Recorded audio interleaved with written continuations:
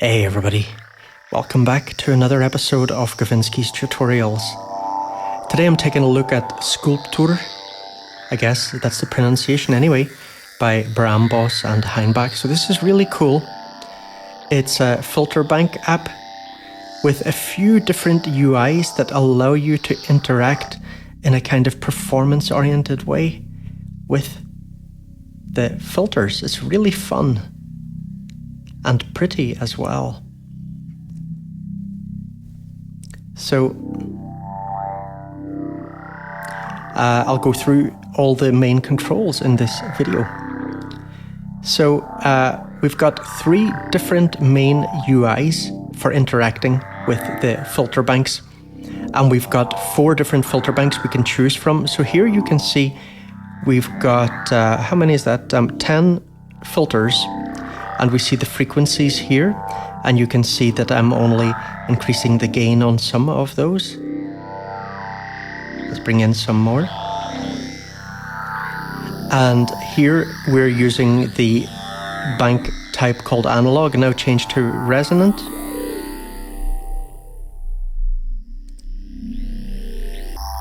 And here we've got a different one, and so you can see things like the frequencies will change and maybe the width of the bands.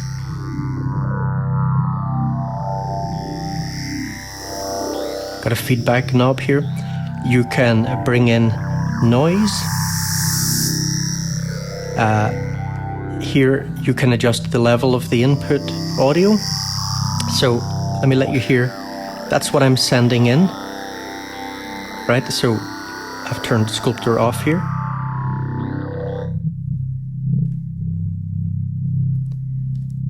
If we increase this, then we'll saturate the incoming signal.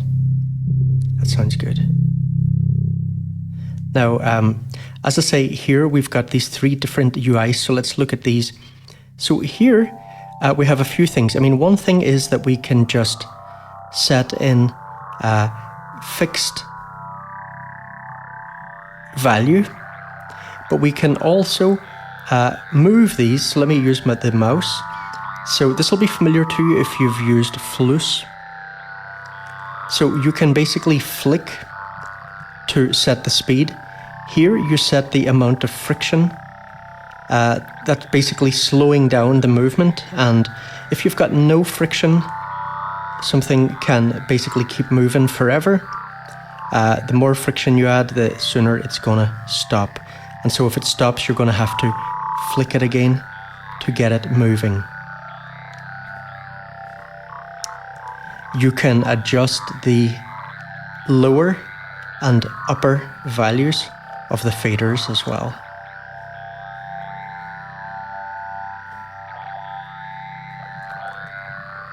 I still sometimes have trouble getting used to adjusting those, I must say. So here we've got this thing bump that will just move everything. We got random here, set them at random values. This will put them all to minimum. This will put them to maximum.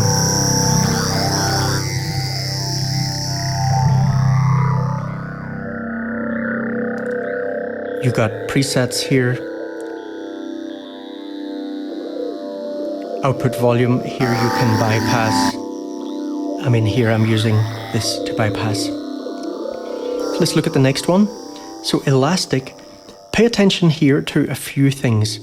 So one thing is whether you've got draw mode on or not. So with draw mode on, we can basically draw in the filters.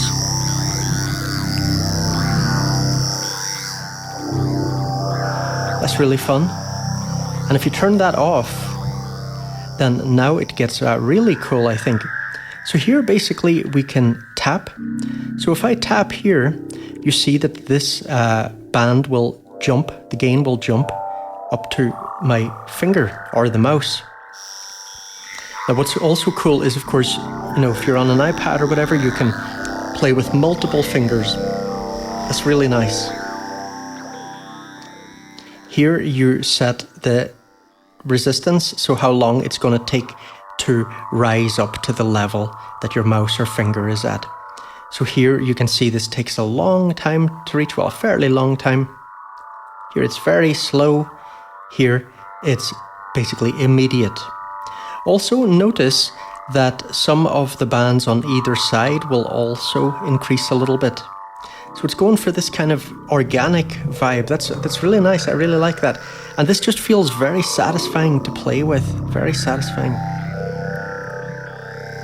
Here you adjust the bass level.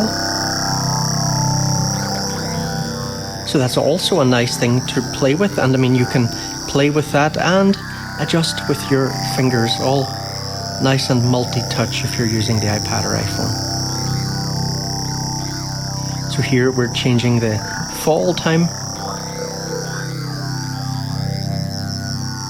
And here we're toggling between the draw mode and the other mode that we just discussed. And then here, cycles, this is basically a kind of sine LFO.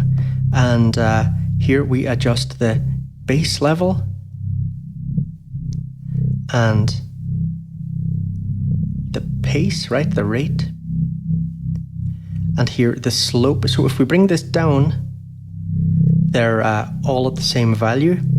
And here we start to bring in these slopes and get this kind of lovely stuff. Now here it's all kind of going pretty random, looks like.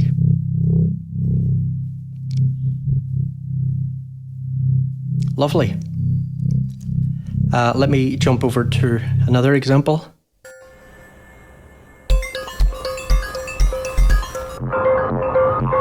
So, by the way, if you're using this as an AUv3, then here you've also got, look, a little wet-dry slider. So there isn't one in the app, and they do warn you to be careful of phase problems. But that's definitely nice to play with. Also, of course, you've got parameters exposed, so you can control things with external LFOs and stuff like that.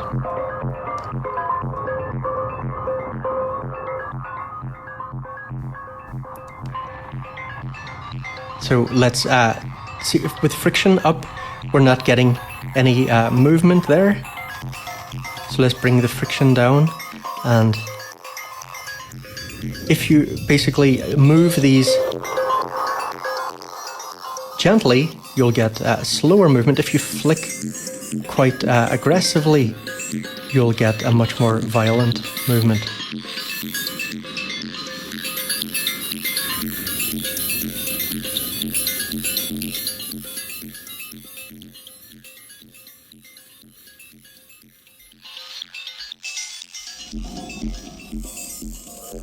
That's nice, eh?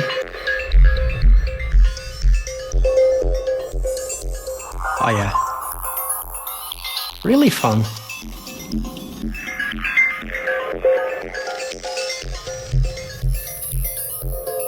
This is what we need, more apps that are fun to play with, multi-touch.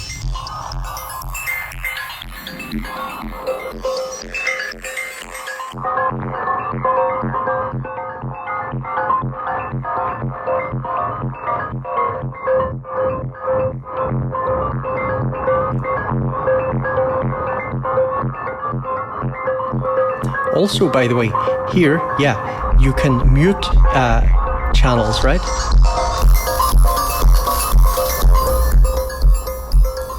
So tap to mute.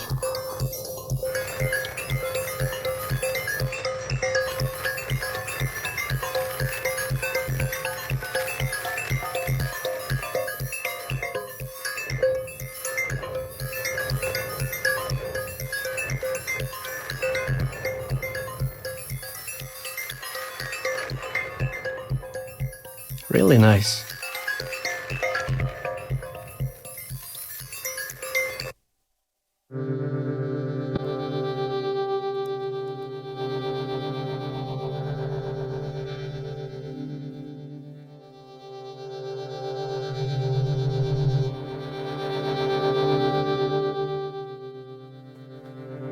So that's the input there.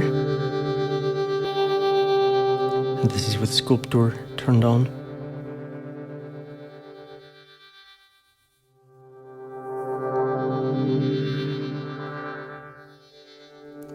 So very nice, elegant design, fun to play with. Still really have to get used to this, setting this minimum and maximum range. I don't know. Trying to do it there.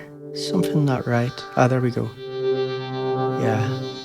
Haven't used Flus in a while. I kind of forgot how that works.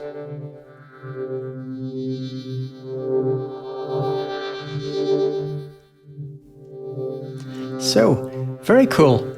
Hope you enjoyed this, everyone, and I'll see you in the next video. Take it easy. Cheers.